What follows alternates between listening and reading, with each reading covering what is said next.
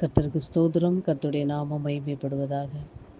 சிங்கத்தின் கேவியிலும் தீச்சூளை நடுவிலும் உங்க நாமம் உயர்த்தும் போது சேதங்கள் அணுகிடாதே.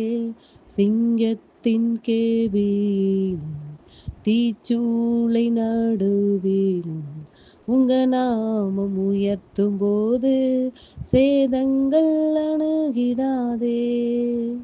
இயேசுவே உம் நாமமே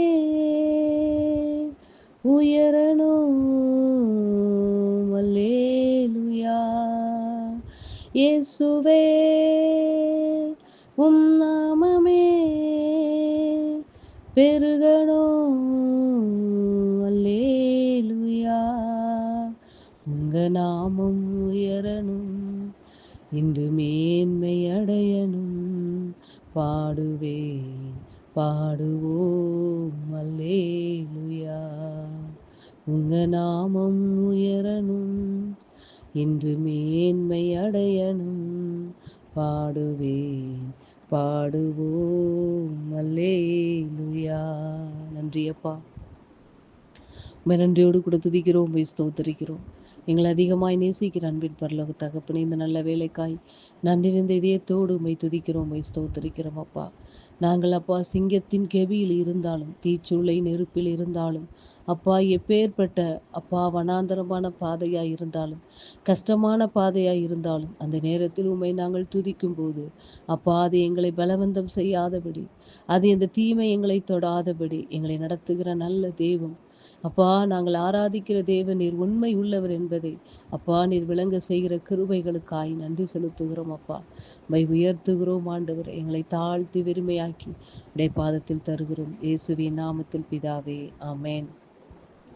கர்த்தரின் ஆலோசனைக்காக சங்கீதம் 31 அதிகாரம் அதனுடைய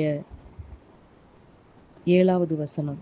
சங்கீதம் 31 அதனுடைய 7வது வசனம், 7 மற்றும் 8வது வசனங்கள். உமது கிருபையிலே களிகூர்ந்து மகிழ்வேன். நீர் என் உபத்திரவத்தை பார்த்து என் ஆத்தும வியாகுலங்களை அறிந்திருக்கிறீர். சத்துருவின் கையில் என்னை ஒப்புக்கொடாமல் என் பாதங்களை விசாலத்திலே நிறுத்தினீர். கர்த்தருக்கு ஸ்தோத்திரம். கர்த்தருடைய நாமம் மகிமைப்படுவதாக. உமது கிருபையிலே களிகூர்ந்து மகிழ்வேன். தாவீது இப்படியாய் சொல்லுகிறார், உமது கிருபையிலே களிகூர்ந்து மகிழ்வேன். அவருடைய கிருபை எப்படிப்பட்டதாய் இருக்கிறது என்பதை அடுத்த வரியில் சொல்லப்பட்டிருக்கிறது. நீர் என் உபத்திரவத்தை பார்த்து என் ஆத்தும வியாகுலங்களை அறிந்திருக்கிறேன். இதுதான் அவருடைய கிருபை. என் உபத்திரவத்தை பார்க்கிறவர் ஒருத்தர் இருக்கிறார், என் ஆத்தும வியாகுலங்களை அறிந்திருக்கிறவர் ஒருத்தர் இருக்கிறார் என்பதே பெரிய கிருபை. அவர் என் உபத்திரவத்தை பார்க்கிறவர் மாத்திரமல்ல, என் ஆத்தும வியாகுலங்களை அறிந்து அதை கண்டு கொள்ளாமல் விட்டு விடுகிறவர் அல்ல.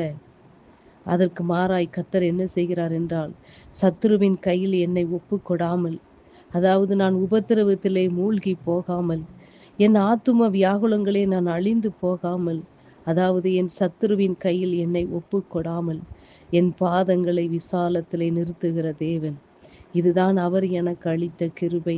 அதனாலே நான் கிருபையிலே களிகூர்ந்து மகிழ்வேன் என்று தாவீது இந்த இடத்தில் சொல்லுவதை நாம் பார்க்கிறோம். அன்பு பிள்ளைகளே, தாவீது ஒரு இடத்தில் சொல்லுவார், நான் உபத்திரப்பட்டது எனக்கு நல்லது, ஆகையால் உமது பிரமாணங்களை நான் கைக்கொண்டேன் என்று சொன்னான். நான் உபத்திரவப்பட்டது நல்லது. அப்போ ஒரு தேவ பிள்ளை அவருடைய வாழ்க்கையிலே உபத்திரப்படுகிறது எதற்காக? மற்றவர்களுக்கு முன்பாக வெட்கப்பட்டு போவதற்கு அல்ல. அன்பு பிள்ளைகளே, உமது பிரமாணங்களை நான் கை கொண்டேன் என்று சொல்லுகிறான். அதாவது நான் உபத்திரப்பட்டது நல்லது, அதனால என் வாழ்க்கையிலே உமது பிரமாணங்களை நான் கை கொண்டேன் என்று சொல்லுகிறான். அன்பு பிள்ளைகளே, அதே போல ஒவ்வொரு தேவனுடைய பிள்ளைகளுடைய வாழ்க்கையிலும் உபத்திரங்கள் வந்தாலும் வியாகுலங்கள் வந்தாலும் எல்லாவற்றையும் பார்த்து கொண்டிருக்கிறவர், அதை அறிந்திருக்கிறவர் ஒருத்தர் உண்டு. அன்பு பிள்ளைகளை, இது எவ்வளோ பெரிய பாக்கியம். இந்த உலகத்தில் நாம் படுகிற உபத்திரவத்தை பார்க்க யார் இருக்கிறார்கள்? என்னுடைய ஆத்தும வியாகுலங்களை அறிந்திருக்கிறவர் யார் இந்த உலகத்தில் இருக்கிறார்கள்? மனிதன் முகத்தை பார்க்கிறான், கர்த்தரோ இதயத்தை பார்க்கிற தேவனாய் இருக்கிறார். என் ஆத்தும வியாகுலங்களை அறிகிறவர் ஒருத்தர் இருக்கிறார் என்பதே எனக்கு மிகப்பெரிய கிருபை. அந்த கிருபையிலே நான் களிகூர்ந்து மகிழ்வேன்.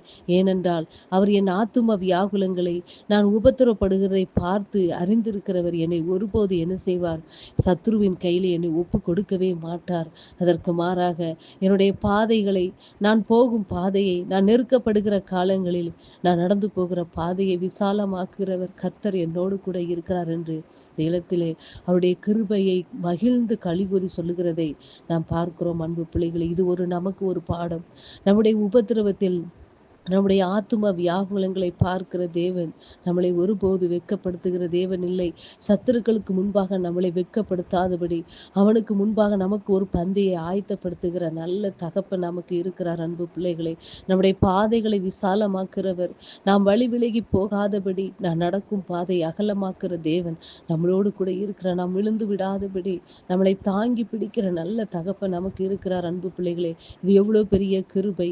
இது எவ்வளவு பெரிய கிருபை! இந்த கிருபையை நினைத்து மகிழ்ந்து களிகூருங்கள். அன்பு பிள்ளைகளே, உங்கள் உபத்திரத்தை பார்த்து அல்ல, உங்களுடைய ஆத்தும வியாகுலப்படுகிறது என்பதை நீங்கள் பார்த்து மனவேதனை அடையாதபடி உங்கள் ஆத்தும வியாகுலங்களை அறிந்திருக்கிறவர் ஒருத்தர் இருக்கிறார். உங்கள் உபத்திரவத்தை பார்க்கிறவர் ஒருத்தர் இருக்கிறார் என்பதை நினைத்து நீங்கள் அவருடைய கிருபையை நீங்கள் மகிழ்ந்து களிகூருங்கள். அன்பு பிள்ளைகளே, இந்த நாளில் கர்த்தர் நமக்கு கொடுக்கிற வார்த்தை, நாம் உபத்திர பாதையில் நடந்தாலும், நம் ஆத்தும வியாகுல கடுப்பதை அறிந்திருந்தாலும் எல்லாவற்றையும் விலக்கி காத்து சத்ருவின் கையிலே நம்மளை ஒப்பு கொடுக்காமல் நம்மளை அவருடைய பாதையிலே, அவருடைய விசாலமான பாதையிலே நம்ம நடத்த அவர் வல்லவராய் இருக்கிறார். அன்பு பிள்ளைகளே, அந்த கிருபைகளை நினைத்து நீங்கள் மகிழுங்கள், கர்த்தருக்குள் களி கூறுங்கள்.